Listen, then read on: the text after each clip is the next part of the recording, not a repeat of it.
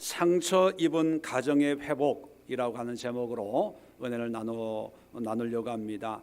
우리 계속해서 이 가정의 원리, 하나님께서 우리에게 가정을 주셨는데 이 가정을 통해서 어떠한 영광을 받으시기를 원하며 또 그런 영광을 위해서 우리의 가정을 어떻게 세워나가기를 원하시는가. 우리 에덴 동산을 통해서 범죄함을 입은 사람들에게 하나님이 저주를 하셨습니다.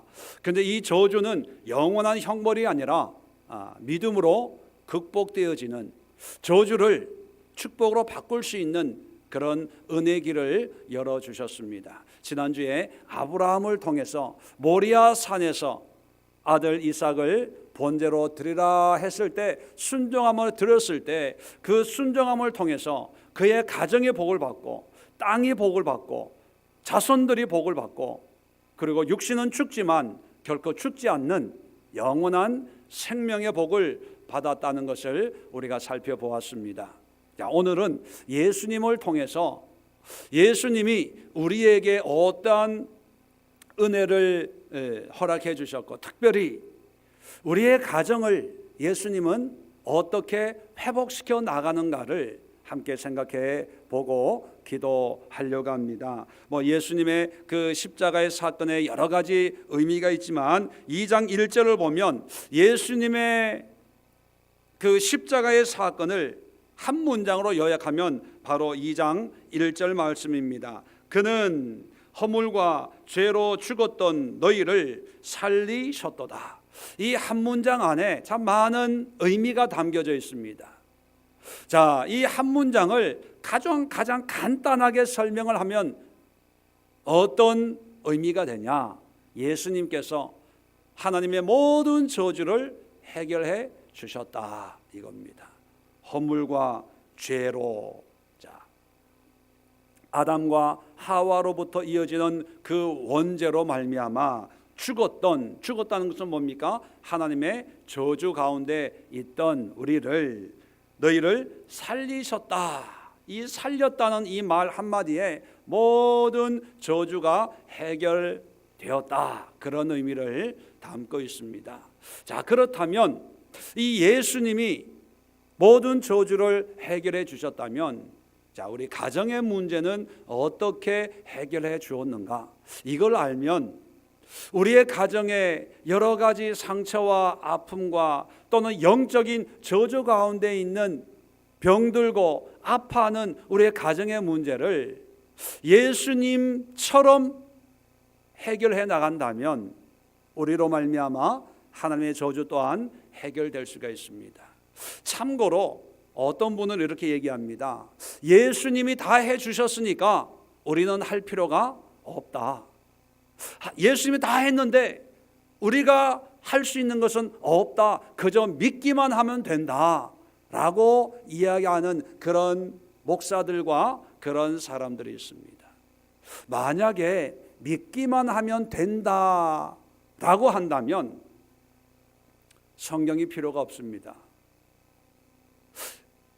구약 성경도 마찬가지고 신약 성경도 마찬가지고, 하나님을 믿어라, 예수님을 믿어라, 신앙을 고백해라, 이런 말씀으로 끝났습니까? 만약에 그것이 전부였다면 아마 성경은 한 페이지로 아마 끝내도 아마 괜찮았을 것입니다. 그런데 성경은 믿음을 이야기합니다. 그런데 믿음을 이야기하면서 또한 뭘 얘기합니까? 믿음으로 살아가는 우리의 삶을 얘기합니다. 예수님께서도 이 땅에 오셔서 하나님을 믿었지요. 자, 그 믿음을 통해서 어떻게 사셨습니까? 순종하는 삶을 살았어요. 그저 기도만 하고 하나님이 십자가를 통해서 이 영혼들을 구원할 줄로 믿습니다 라고 하는 믿음만 외친 것이 아니라 그 믿음을 가지고 믿음으로 살아냈다는 거예요.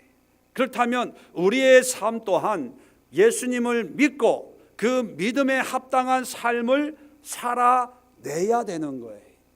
그런데 이것을 이해하지 못하고 예정론이니 하나님의 작정이니 경륜이니 하면서 내가 해야 될 일까지도 하나님 앞에 맡겨버리면서 그저 믿노라 하면서 영적인 잠을 자고 있습니다. 영적인 나태함 속에 있습니다.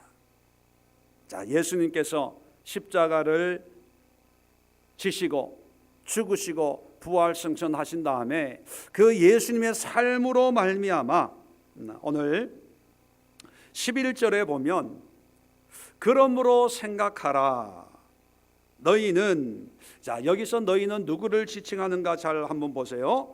그때라고 하는 것은 예수님 믿기 전을 얘기합니다. 육체로는 이방인이요 손으로 육체에 행한 할례를 받은 무리라 칭하는 자들로부터, 자, 이게 누굽니까? 육체에 행한 할례를 받은 무리라 칭하는 자들로부터, 유대인들이죠. 유대인들로부터 할례를 받지 않은 무리라 칭함을 받는 자들이라. 뭡니까? 이방인이라는 얘기예요. 너희는, 왜? 에베소 교인들은 거의 이방인들이 모여서 교회를 세웠기 때문에 이제 에베소 교인들에게 얘기하는 거죠. 뭡니까? 너희들은 이방인이었다는 거예요. 자, 12절에도 그때에 너희는 그리스도 밖에 있었고, 왜 밖에 있었습니까? 이방인들이니까 예수님을 몰랐고 예수님에 관심이 없었고, 유대인들이 볼 때는 하나님은 유대인의 하나님이고 이방인들은 마귀의 자식들이다 이렇게 생각을 했기 때문에 그리스도 밖에 있었다 이렇게 표현하는 거예요. 이스라엘 나라 밖의 사람이라. 약속의 언약에 대하여는 외인이요, 약속의 언약 모세와 맺은 그런 언약과는 상관없는 사람들이었고 세상에서 소망이 없고 하나님도 없는 자였다 그렇게 얘기합니다. 자, 보세요. 하나님께서 아담과 하와를 창조하셨지만 죄로 말미암아 추방을 당한 그 뒤부터 이 죄로 말미암아 많은 문제들이 생겨나게 됩니다. 그 가운데 이제 유대인이 있고 이방인들이 생겨나게 된 거죠. 이제 갈라지게 된다는 거예요. 분열이 시작이 된다는 거예요. 서로 사람들이 판단하고 저주하고 또 서로 싸우면서 여러 가지 문제가 생겨나기 시작을 한다는 겁니다. 이것을 좀 함축을 하면 하나의 가정으로 보면 처음에는 참 아름답게 남자와 처녀 총각이 사랑을 해서 결혼을 해요. 얼마나 행복하고 아름답습니까? 그런데 어떤 여러 가지 세상에 또 우리 안에 있는 그런 상처와 아픔과 죄악 때문에 이제 다투고 싸워요.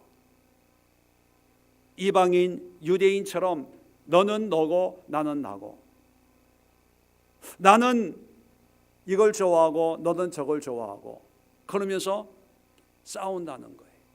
네가 잘했니 내가 잘했니 그렇게 다투기를 시작한다는 거예요. 자, 이런 상황에서 예수님이 어떻게 역사를 하셨는가? 13절부터 오늘 본문이죠.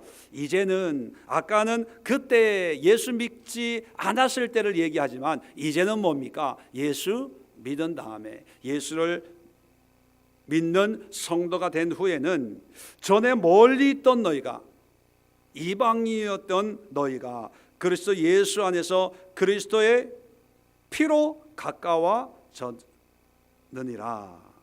그는 우리의 화평이신지라. 그는 누구를 지칭합니까? 예수님을 지칭하죠. 예수님은 우리의 화평인지라. 둘로 하나를 만들사. 자, 둘은 뭘 지칭하는 겁니까? 유대인과 이방인을 하나로 만드셨어요. 하나로 만들었다는 얘기는 뭡니까? 이제 구별이 없이, 차별이 없이, 따지지 않고, 판단하지 않고 한 몸을 이루고, 자, 원수된 것, 곧 중간에 막힌 담. 자, 원수된 거 뭡니까? 원수 마귀가 우리에게 준 모든 미혹과 다툼과 분쟁과 기타 등등 이런 모든 것들이 자기 육체로 허시고, 자, 여기서 첫 번째 상처 입은 가정의 회복을 위해서 첫 번째 영적인 원리는 뭐냐면 예수님께서 오늘 어떻게 이 둘을 하나로 만들었다고 얘기하냐면 자기 육체로 허셨다는 거예요. 그렇다면 자기 육체로 담을 허셨다는 얘기는 어떤 의미입니까?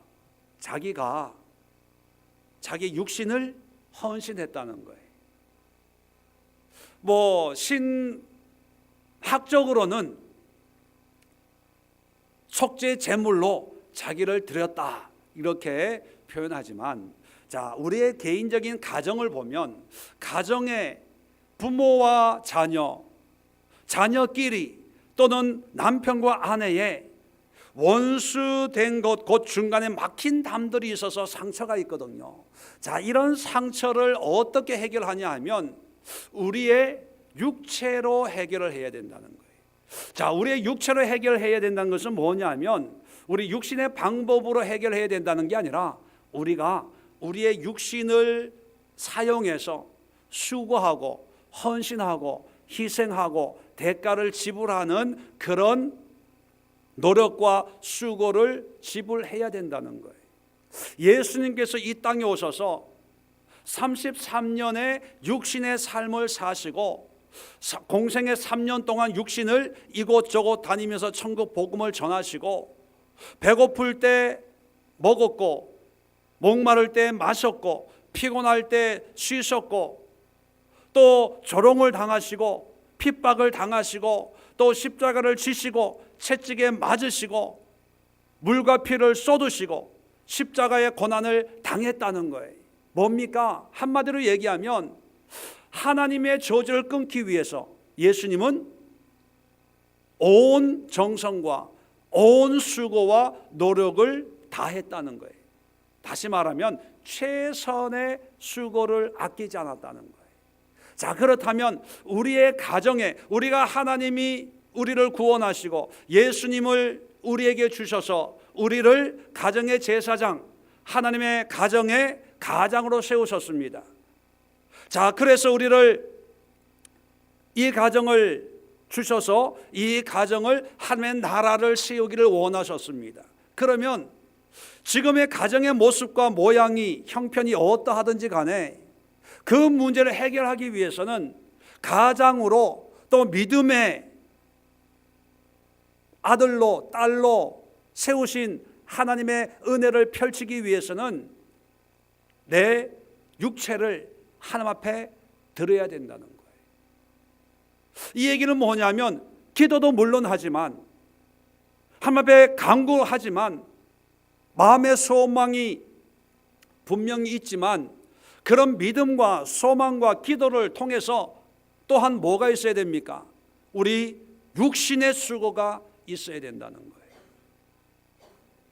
예수님이 십자가의 역사를 이루신 것을 자기 육체로 허시고 그렇게 말씀을 하셨습니다. 자, 13절 바로 위에는요, 그리스도의 피로 가까워졌느니라. 이 피는 어떤 피입니까? 그 육신을 통해서 흘려진 피를 얘기하는 거예요. 우리가 보혈이라고 얘기하죠. 그 보혈은요, 우리에게는 은혜고 우리에게는 감사고 우리에게는 많은 영적인 능력과 깊은 은혜의 보물이지만 예수님에게는 뭡니까? 피예요, 피. 로마 군인의 창에 찔려서 흘려진 그 고통스러운, 혈액형이 뭔지는 모르지만 A형인지 B형인지 O형인지 AB형인지 모르지만 흘리신 그 육체의 피입니다. 그 피를 믿을 때에 그 피의 능력이 우리에게 임하는 거예요. 자, 이런 피의 능력을 임하려면 예수님은 어떻게 해야 됩니까? 피를 흘려야 되는 거예요. 흘려야 되는 거예요. 이거 영적으로 흘리는 게 아니에요. 상징적으로 흘리는 게 아니에요. 신학적으로, 논리적으로, 개념적으로 흘리는 게 아니라 실질적으로 예수님 피를 흘리셨다는 거예요. 그랬을 때 그 은혜를 우리가 받는 거지요. 16절 끝에 보면 이런 말씀이 있습니다. 원수된 것을 십자가로 소멸하시고, 십자가라는 말이 나옵니다. 이 십자가의 의미, 여러분 많이 알고 계시겠죠. 죽는 거예요. 우리에게는 은혜지만 예수님에게는요, 채찍에 맞아야 되고 손과 발에 못이 박혀야 되고 거기에 온 몸이 달려야 되고 조롱과 비웃음을 온몸으로 받는 그런 육체의 수고의 결정체가 십자가예요. 그런데 이런 십자가가 너무 힘드니까 예수님이 만약에 야, 내가 달렸다고 여겨라, 달렸다고 그냥 인정해, 그냥 믿어버려. 그리고 이 육신이 달리면 고통스러우니까 야, 육신이 달린 게 아니라 나의 영이 달린 거라고 믿어라. 만약에 이렇게 했다면 기독교는 없어지는 거예요. 아무 의미가 없는 그런 하나의 종교로 끝나는 겁니다. 우리에게는 은혜지만 그 은혜를 위해서 예수님은요, 실질적으로 그 육체에, 그 어깨에, 그 손과 발에 못이 박히고 십자가를 지고 채찍에 맞는 그 육신의 수고가 있었다는 거예요. 자, 그렇다면 상처 입은 가정을 회복하려면 어떻게 해야 됩니까? 기도만 하면 됩니까? 잘 되겠지, 막연한 기대와 소망만 가지고 있으면 됩니까? 아니에요. 우리의 육체로 헐어야 돼요. 우리의 십자가로 원수된 모든 것들을 소멸해야 됩니다. 예수의 피 흘리심처럼 우리의 노력으로 회복을 시켜야 돼요. 그렇다면 여러분, 가정의 회복을 위해서 우리는 예수님처럼 때로는 수고해야 되고, 때로는 참아야 되고, 때로는 비웃음과 조롱을 온몸으로 감당을 해야 되고, 또 예수님처럼 오히려 성경을 받기보다는 섬기는 수고를 해야 됩니다. 교회도 마찬가지입니다. 교회도 하나님의 구원의 방주를 만들기 위해서는 내가 먼저 수고해야 돼요. 애를 써야 돼요. 노력을 해야 돼요. 내가 십자가를 지는 결단이 있어야 돼요. 그런데 오늘날에는 이 사람들이 뭐냐면 자기는 하지 않고 누군가가 하기를 바라요. 부부간에서도 당신이 먼저 해봐. 자식과 부모 사이에서도 너희들이 먼저 이렇게 해봐. 네가 먼저, 너희들이 먼저 하면 내가 뭐 이런 마음을 가지고 있다 보니까 치료가 안 되는 거예요. 여러분, 예수님께서 우리의 저주를 해결하기 위해서 육체로 막힌 담을 허셨습니다. 육체라는 것은 우리의 모든 수고와 정성과 노력과 땀과 피를 의미합니다. 그렇다면 가정의 회복을 위해서 가장이 먼저 수고하는 거예요. 먼저 노력하는 거예요. 먼저 은혜 받은 사람들이, 먼저 하나님의 영적인 원리를 깨달은 영적인 가장들이, 그것이 남편이든지 아내든지 중요한 게 아닙니다. 먼저 하나님의 은혜를 깨달은 사람들이 예수님처럼 먼저 자기의 육체를 주님 앞에 드려서 수고할 때 수고하고, 희생할 때 희생하고, 참을 때 참고, 또 피와 땀과 수고가 필요할 때 아낌없이 주님 앞에 내어드릴 때 원수된 모든 저주와 아픔들이 해결되어지게 된다는 것입니다. 두 번째는, 자, 계속해서 15절을 봅니다. 법조문으로 된 계명의 율법을 폐하셨으니 이는 이 둘로, 이 둘은 뭘 의미한다고요? 유대인과 이방인. 우리 가정으로 보면 갈라지고 깨어진 부부 관계가 될 수도 있고, 자녀 관계가 될 수도 있고, 가족 관계가 될 수 있고, 좀 더 확장을 하면 물질의 관계, 건강의 관계, 깨어진 갈라졌던 이것들이 자기 안에서, 예수님 안에서 한 세 사람을 지어 화평하게 하시고, 16절입니다. 십자가로 이 둘을 뭡니까? 똑같이 이방인과 유대인이지만 우리에게는 갈라지고 끼어지고 상처받은 모든 환경을 의미하고 있는 것입니다. 이 둘을 한 몸으로, 두 개를 하나로 합쳐버린 거예요. 네. 하나님과 화목하게 하려 하심이라. 17절입니다. 또 먼데 있는 너희를, 먼데 있다는 것은 거리가 멀다는 것이 아니라 이방인으로 살았다는 거예요. 하나님의 은혜와는 상관없이 살던 너희에게 평안을 전하시고, 또 가까운 데 있는 자들에게, 이 가까운 데 있는 자들은 누구를 상징합니까? 유대인들을 상징하는 거예요. 네. 평안을 정하셨으니. 계속해서 보면 14절에도 그는 우리의 화평이다. 14절부터 17절까지 계속 반복되고 있는 단어가 있죠. 화평 또는 화목, 평안, 이런 단어에, 이 단어의 이 의미적인 뜻은 똑같아요. 화평, 화목, 평안. 예수님이 십자가 지신 목적이 뭐냐면 화평을 주기 위해서, 또 예수님이 자기의 몸으로 원수되어서 가로막힌 모든 담을 헌 이유가 평안을 주기 위해서, 또 화목하게 하기 위해서 그랬다는 거예요. 그러면 예수님도 이 땅에 오셔서 우리에게 화평과 화목과 평안을 주기 위해서 이렇게 애를 썼다면, 우리의 가정에 가장 필요한 것이 뭘까요? 우리의 인생길에서 가장 필요한 요소가 뭘까요? 평소대로 대답을 하셔야지. 김경아 집사님의 인생에 가장 필요한 게 지금 뭡니까? 건강? 돈? 오 권사님의 인생에 지금 80을 사는데 가장 필요한 게 뭘까요? 평소대로. 아마 저마다 원하는 것들이 있을 거예요. 필요해요. 세상 살아가기에 필요한 것들이 한두 가지겠습니까? 예수님이 이걸 알까요? 모를까요? 다 알지요. 그런데도 오늘 성경은 우리에게 건강을 주기 위해서 내가 십자가 졌다.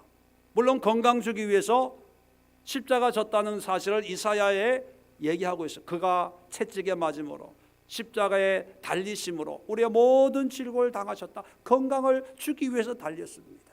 죄의 문제를 해결해 주기 위해서 십자가 지셨습니다. 우리에게 더 영생을 주고, 또 머리가 되고 꼬리가 되지 않는 그런 이 땅의 삶을 위해서, 또 마귀를 파쇄하고 마귀를 멸하기 위해서 십자가 진 것도 성경에 기록되어 있습니다. 그런데 예수님이 십자가를 지신 가장 큰 목적은 우리에게 뭐를 주시기 위함이다. 좀 실망하는 분도 있겠지만, 좀 낙심하는 분도 있겠지만, 돈도 아니고 건강도 아니고 명예도 아니고요, 화평입니다. 화목이에요. 평안입니다. 이걸 좀 더 세밀하게 분석하면요, 14절에는 화평, 또 15절에 있는 화평, 그리고 평안이라는 말이 있어요. 17절에 평안을 정하시고, 이 화평이다 평안은 원어적으로는 똑같은 에이레네라는 단어예요. peace, 평화, 평안한 상태, 안녕한 상태를 얘기합니다. 그리고 16절에 십자가로 이 둘을 한 몸으로 하나님과 화목하게 하려 함이라. 화목이라는 것은요, 다툼이 있던 관계를 화해를 시키는 거예요. 하나님과 죄로 말미암아 멀어진 우리를 예수님이 화목하게 문제를 해결해서 이제 싸우지 말고 심판하고 진노하지 마시고 이제 사이좋게 지내세요. 이렇게 화목제물이 되어주신 거예요. 한마디로 얘기하면 뭐냐면 예수님은 우리에게 평화를 주기를 원해요. 하나님과의 평화, 사람들 간의 평화. 그러면 우리의 상처 입은 우리의 가정에 가장 필요한 게 뭘까요? 돈이 있으면 해결될까요? 직장이 있으면 해결될까요? 연봉이 1억, 2억, 10억이 되면 우리의 가정의 문제가 해결될까요? 김금열 집사님 가정에 10억이 생겼다. 그러면 해결될까요? 아마 더 큰 문제가 생길 거예요. 땅 사자는 아이들이 있고 집 사자, 뭐 놀러 가자, 뭐 하자. 하나님이 이걸 아시기 때문에 우리의 심령이나 이 땅이나 우리의 가정에 가장 필요한 것이 뭐냐면 화평, 화목, 평안입니다. 그래서 상처 입은 가정을 회복하기 위해서는요, 화평을 이루어야 돼요. 평안을 이루어야 돼요. 거지들도요, 집안이 평안하면 그걸 하다가도 빨리 집에 들어가고 싶어요. 해 떨어지면. 그런데 진수성찬을 차려놓고 기다리고 있어도요, 화목이 없으면 집에 해지는 게 겁이 나는 거예요. 집에 가는 게 겁이 나는 거예요. 건강하면 뭐합니까? 세상에 명예가 있으면 뭐합니까? 지식이 있고 똑똑하면 뭐합니까? 평화가 없는데, 화목이 없는데 늘 다투고 늘 싸우고. 그런데 하나님은 우리의 문제를 아십니다. 그 문제는 뭐냐면 화평이 임하면 모든 문제가 치료되고 회복되어진다는 거예요.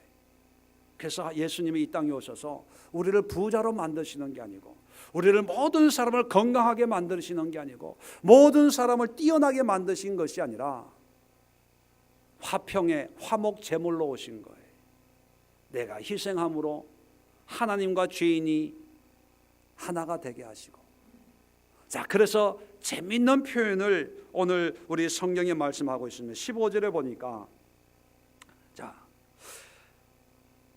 화평의 모습을 아주 의미 있는 단어로 말씀하는데, 15절에 보면 이는 이 둘은 아까 말씀드린 게 이방인과 유대인입니다. 이 둘로 자기 안에서 한 세 사람을 지어 화평하게 하셨다는 거예요. 자, 화평의 모습이 뭐냐면 한 세 사람. 원래는 몇 사람이에요? 원래는 두 사람이에요. 이방인, 유대인. 그죠? 원래 두 사람인데 이 두 사람을 하나로 만들어서 한 사람이 된 거예요. 자, 그런데 두 사람이 하나가 됐다고 화평한 게 아니라는 거예요. 그 다음에 또 어떤 사람이 됐어요? 세 사람이 된 거예요. 한 세 사람. 두 사람이가 하나가 되었지만 하나가 된 것으로 만족하는 게 아니라 이 하나가 두 사람이 2분의 1이 되어서 하나가 된 게 아니고 완전히 새로운 하나가 된 거예요. 그래야 화평한 거예요. 그럼 우리의 가정이 어떻게 돼야 됩니까? 내가 양보하고 네가 양보해서 서로 하나가 된다. 논리적으로는 이해가 돼요. 또 이성적으로는 그게 맞아요. 여보, 당신 이거 양보해. 그러면 내가 이거 할게. 그래서 서로 타협하고 또 수긍하고 인정해가지고 그러면 그렇게 하자. 자, 앞으로 잘해보자. 뭐 이러고 뭐 외식하고 뭐 돼요, 안 돼요? 되는 것도 있지만 거의 대부분이 작심삼일, 또 시간 지나면 언제 내가 그랬나 그렇게 돼요. 그거는 화평, 화목이 아니고요, 휴전하는 거예요. 휴전. 평화협정 맺는 거예요. 평화협정. 남한과 북한처럼 평화협정은 맺었지만 사실 이게 뭐 전쟁만 안 했지 이게 뭐 전쟁이나 마찬가지죠. 이거는 화평, 평화, 안녕한 상태가 아니거든요. 그렇게 해서 새 사람이 돼요. 새 사람. 새로운 생각. 자, 이 새 사람이 되기 위해서는 어떻게 돼야 됩니까? 세 번째 원리예요. 자, 뭐냐 하면 18절 이는 그로 말미암아 예수님으로 말미암아 우리 둘이 자 이방인과 유대인이 한 성령 안에서 아버지께 나아감을 얻게 하려 하심이라. 자, 하나가 된 이유가 뭡니까? 뭐 하기 위해서요? 아버지께 나아가기 위해서 하나가 되는 거예요. 그 얘기는 뭐냐면 아버지께 나아가야만 새 사람이 되는 거예요. 쉽게 표현하면요, 하나님이 우리에게 오셔서 우리의 죄 모든 저주를 끊어주시고 한 몸을 이루게 하시고 한 가정을 세우게 하시고 하나님의 은혜를 주신 목적이 뭐냐면 우리에게 행복을 주기 위해서 우리를 부부로 삼으시고 자녀로 삼으신 게 아니라는 거예요. 우리에게 어떤 마음의 심적인 안정을 주기 위해서 남편이나 아내를 준 게 아니라는 거예요. 이렇게 하신 이유는 하나 이유는 뭐 하기 위해서? 하나님께 나아가기 위해서. 자, 그래서 화평의 완전한 모습은 어떤 모습이냐? 또는 가정의 가장 건강한 상처가 완벽하게 치료는 안 되지만 건강한 가정의 모습은 어떤 모습이냐? 하나님께 나아가는 또는 하나님 안에 거하는 한 성령 안에 거하는 그런 가정이 가장 건강한 가정이라는 거예요. 왜요? 예수님이 이 땅에 오셔서 하신 사역이 그리고 십자가의 의미가 이거거든요. 갈라졌던 유대인 이방인들이 예수님으로 한 새 사람이 되도록 하기 위해서 하나를 만들어 주셨어요.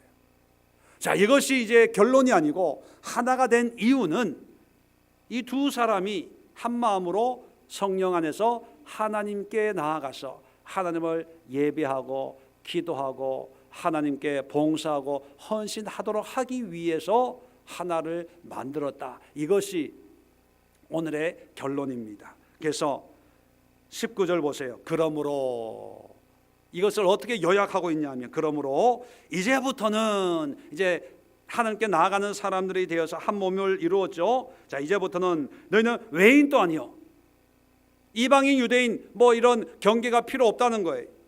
나그네도 아니요 떠돌이도 아니라는 거예요. 오직 성도들과 동일한 시민이요 성도라는 거예요. 한 백성이라는 거예요. 하나님 나라를 이루는 하나님의 자녀들이라는 거예요. 자, 그리고 하나님의 권속이다. 자, 권속이 뭡니까? 가족이라는 가족. 자, 그래서 예수님은요 한 가족을 만들기 위해서 십자가를 지셨다는 것입니다. 크게 보면 우리 모두가 가족이라는 거예요. 근데 그 전에는 가족이 아니라 미국 사람, 일본 사람, 한국 사람, 남자, 여자, 배운 사람, 못 배운 사람 뭐 이렇게 다 이렇게 갈라져 있었던 거예요. 왜요? 하나님의 저주 때문에, 우리의 죄악 때문에 하나님이 저주하신 거죠. 그런데 이것을 예수님이 하나로 합치기 위해서 이 땅에 오셨습니다. 근데 어떻게 합치셨습니까? 말씀으로도 할 수 있지만 말씀으로 안 하시고 자기의 육체를 희생시켰어요. 수고했다는 거예요. 그리고 화목하게 하셨습니다. 화평하게 하셨어요. 평안을 우리에게 주었습니다. 왜요? 이제는 싸우지 말고 한 마음으로 뭐를 하라? 하나님께 나가라. 함께 예배해라. 이게 하나님의 마음이에요. 이게 하나님의 뜻이었습니다. 자, 그럴 때 하나님의 저주가 끝이 난다는 것입니다. 그런데 마귀는 이걸 좋아할까요? 싫어할까요? 당연히 싫어해요. 그래서 사람들을 어떻게 미혹합니까? 네가 번거롭게 할 필요 없어. 기다려. 아직 때가 아니야. 또는 다른 사람이 어떻게 하는가 보고 네가 해. 네 와이프가 어떻게 하는가 보고 거기에 맞춰서 넌 하면 돼. 먼저 하면 손해봐. 먼저 하는 사람이 지는 거야. 너는 가장이니까 큰 소리 쳐. 가장이 일하고 왔는데 청소도 안 돼 있고 설거지도 안 돼 있고 이게 말이 되냐? 너는 이 가정의 가장이야. 너는 요구할 자격이 있어. 네 와이프 봐라. 하는 일 뭐가 있냐? 너는 힘들게 일하는데 네 와이프 하루 종일 집에서 쉬지 않냐? 애들은 학교 가고 집에서 뭐 하겠냐? 놀겠지. 마귀는 그렇게 부추깁니다. 그래서 자기는 안 하고 집에 들어오면 말로 잔소리부터 시작해서 가져와라, 이래 해라, 저래 해라 이제 요구하게 되는 거예요. 그게 하나님의 원리를 마귀가 알고 본인 스스로 육체로 막힌 담을 헐도록 자기의 자신을 주지 못하게 해요. 교회도 마찬가지입니다. 네가 안 해도 할 사람이 있어. 굳이 네가 할 필요가 뭐가 있냐? 너도 힘든데, 너도 피곤한데, 너도 가난한데 무슨 헌금을 하고 헌신을 하고 봉사를 하냐? 다른 사람이 하게 내버려둬. 그러는 거예요. 그리고 이제 판단하고 평가하고 감상하는 거예요. 지켜보는 거예요. 그리고 이 사람은 이걸 잘하고 저 사람은 저걸 잘하고 이건 이게 좋고 저건 저게 나쁘고 그러는 거예요. 자기가 하는 건 없어요. 목회 경험상 마귀의 미혹적인 생각을 가지고 있는 사람치고 본인이 자원해서 하는 사람 거의 없어요. 자기는 안 하면서 그러는 거예요. 왜요? 마귀가 그렇게 미혹하기 때문에. 왜냐하면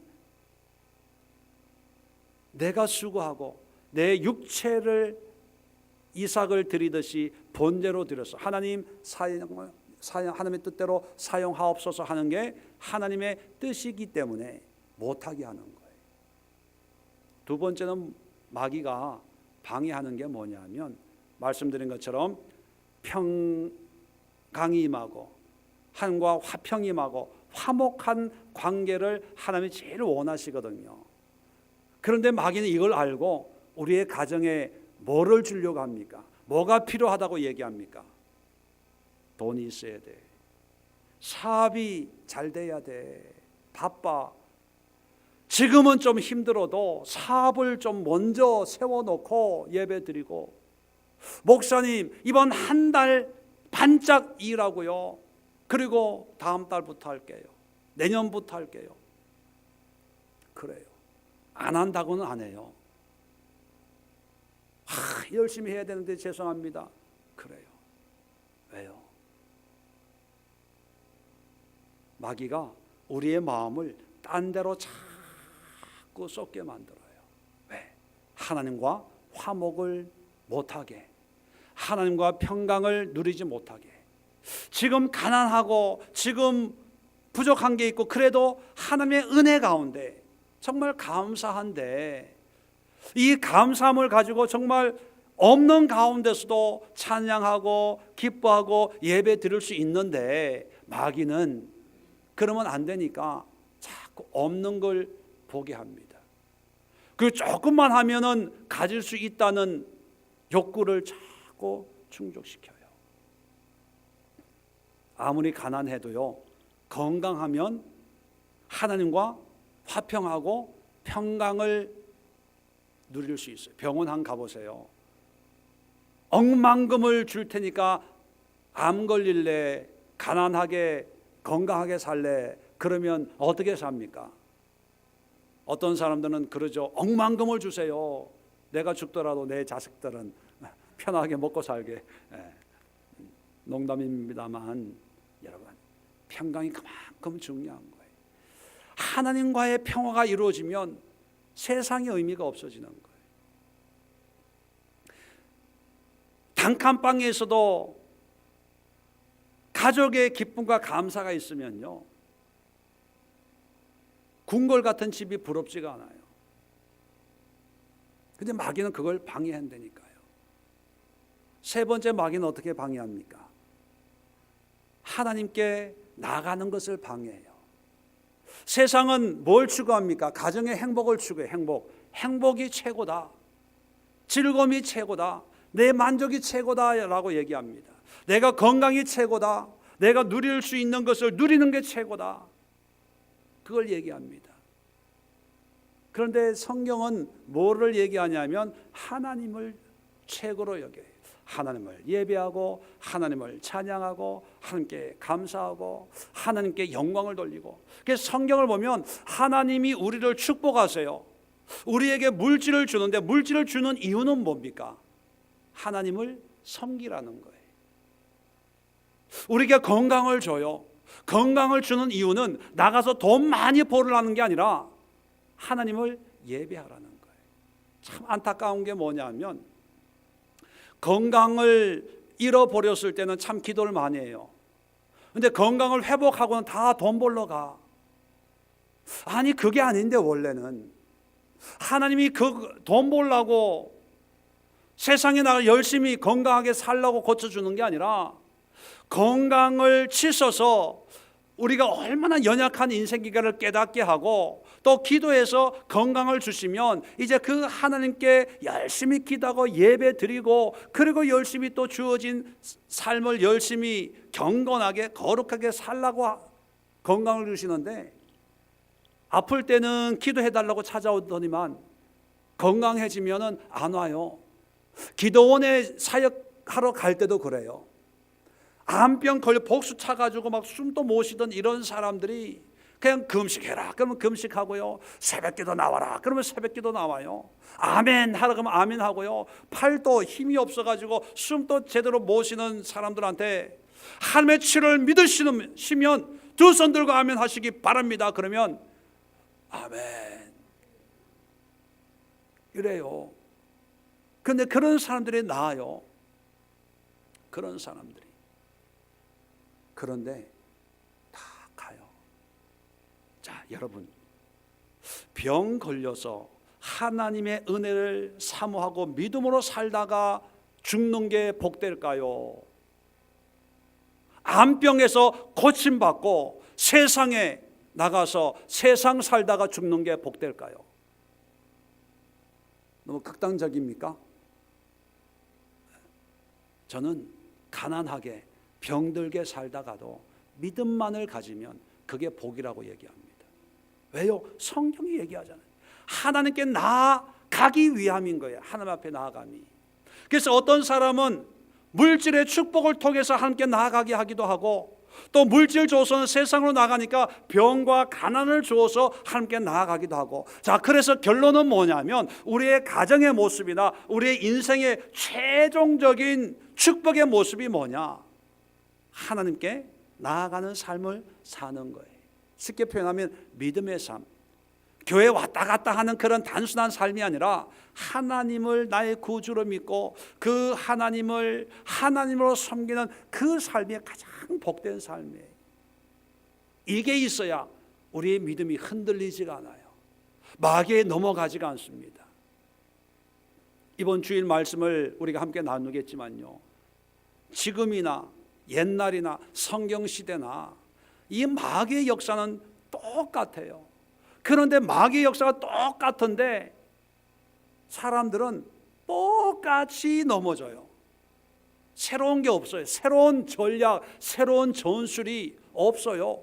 왜 없을까요? 우리가 어리석어서 그래요.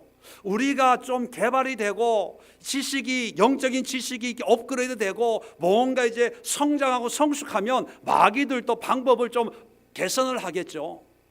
그런데요, 마귀들은 개선할 필요가 없어. 왜?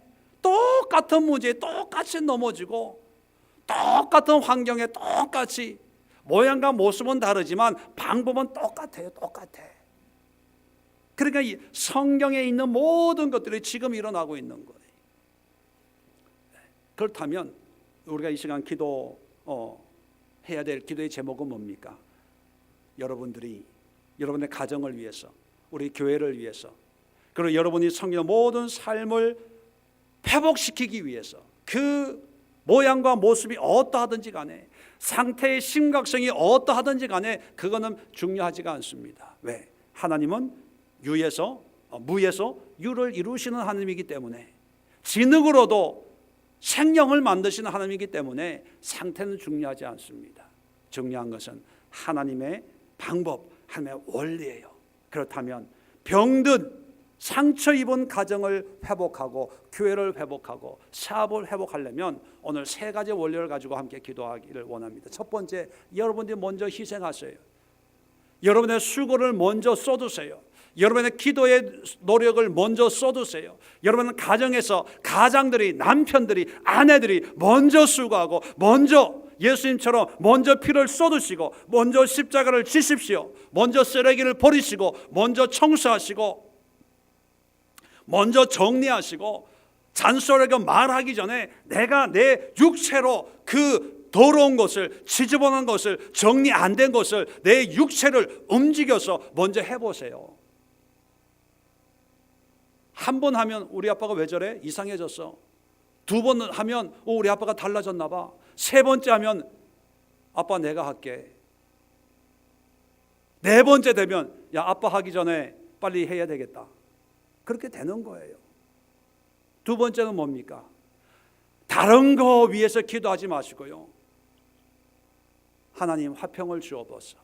하나님과의 관계에 화목을 주옵소서. 모든 죄의 문제, 하나님과 이 막혀진 그 담이 다 허물어지고 하나님과 한 몸을 이루게 하시고, 우리 가족들이 성격도 다르고 나 닮은 데도 없고 저거는 누구 닮고 누구 닮고 다 하지만 오늘 성경에 한 세 사람을 입게 하옵소서. 우리 식구가 4사람이지만 5사람이지만 2사람이지만 한 사람이 되게 하옵소서. 그리고 새로운 한 사람이 되게 하옵소서. 자, 새로운 사람이 되기 위해서는 마지막 세 번째 어떻게 해야 됩니까? 하나님을 예배하고 하나님께 나아가는 삶이 되게 하옵소서. 하나님을 더 가까이 섬길 수 있는 그런 우리 가정이 되게 하옵소서. 하나님을 가까이 가는데 장애가 있다면, 그것이 물질이라면 물질을 없애서 가난하게 만드세요. 그것이 건강이라면 씻어서 병들게 만드세요. 그래서 하나님께 나아간다면 그것이 복입니다. 이런 믿음의 고백이 있어야 됩니다. 이런 믿음의 확신이 있어야 돼요. 그럴 때 하나님께서 우리의 삶을 인도하시고 우리의 가정을 회복시키시는 거예요. 걱정하지 마세요, 여러분. 함께 가기 위해서 나를 가난하게 해주세요 라고 기도한다고 그 말만 듣고 하나님께서 가난하게 만드실 거다, 그런 두려움 갖지 마세요. 지금까지 우리가 기도한 대로 그렇게 움직였던 하나님이라면 다 재벌됐잖아요. 그런데 재벌 안 된 거 보면 우리가 가난하게 하옵소서, 병들게 하옵소서 해도 하나님 우리 가난하게 안 해요. 병들게 안 해요. 우리의 마음의 중심을 보는 거예요. 왜 가난을 추구하는지, 왜 약함을 추구하는지, 왜 작은 자가 되기를 추구하는지. 아무개 집사가 정말 나를 사랑하는구나, 그 마음을 하나님이 보시는 거거든요. 우리의 가정의 목적은 우리의 행복이 아니라 하나님입니다. 가장 이상적인 복된 가정은 우리 식구들이 다 하나님을 예배하고 하나님을 찬양하고 하나님 앞에 나가서 하나님만으로 만족하는 그런 삶입니다.